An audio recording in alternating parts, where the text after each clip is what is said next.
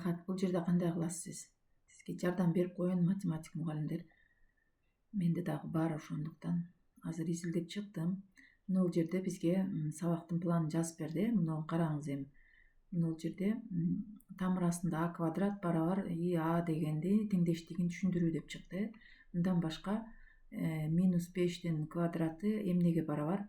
Тамыр алдында 25 жана тамыр алдында -5-тин квадраты ортосунда, ушул экөөнүн ортосунда айырма барбы дегенди биринчи баардыгын копировать этип туруп, мындай копировать этип туруп, Word'кө барып таштадыңыз дейли.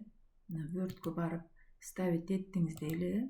Ставить эткениңизде мындай формулалар чыгып калды. Буларды сиз түшүнбөйсүз дагы. Ошондуктан бул жерде мындай кылып туруп, көккө боеп туруп, удалить этип саласыз. Ушул жерге эми кандай кылабыз? Ушул жерге келгенде мына вставкага киребиз. Вставкага кирип туруп, эң аягында уравнение деген бар. Уравнениени басып туруп, бул жерде текст деген бар. Текст деген.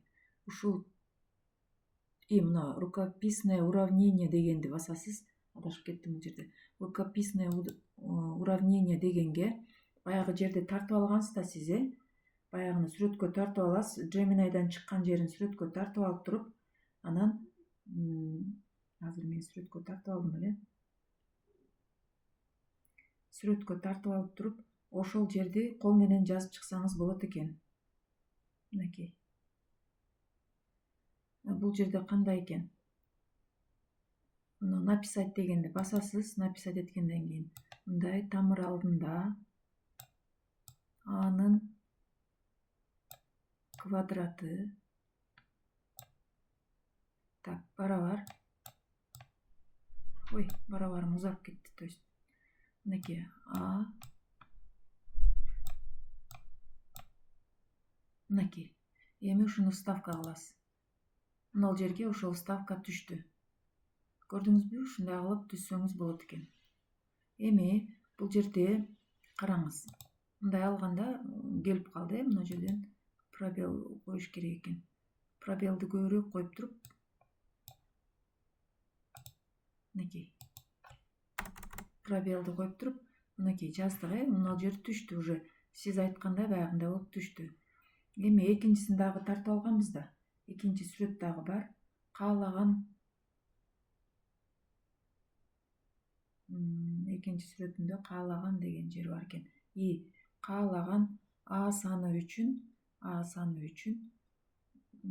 S дегенди мындай кылабыз. Мынаны мындай кылып копировать этип туруп өчүрүп салабыз.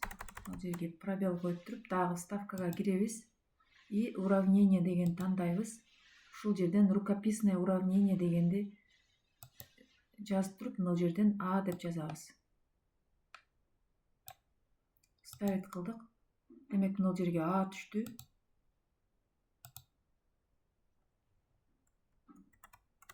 А түштү. А саны үчүн эми муну дагы удалить этип беребиз. Удалить этип туруп, ушундай иши көбөйүп кеткен, математик боло турган болуп калдым мен дагы. Так, а саны үчүн теңдештигин ушул жерге азыр формуласын кантебиз?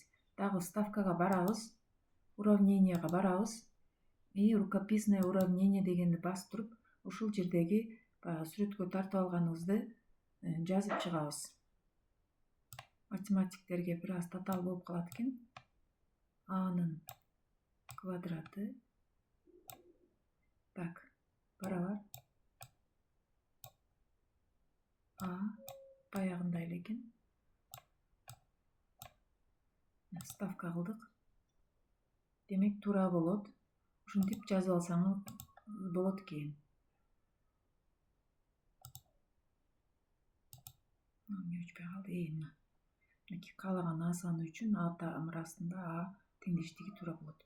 Мунулардын баардыгын ушинтип кол менен оңдоп чыксаңыз болот экен. Демек кадамды түшүндүңүз болуш керек,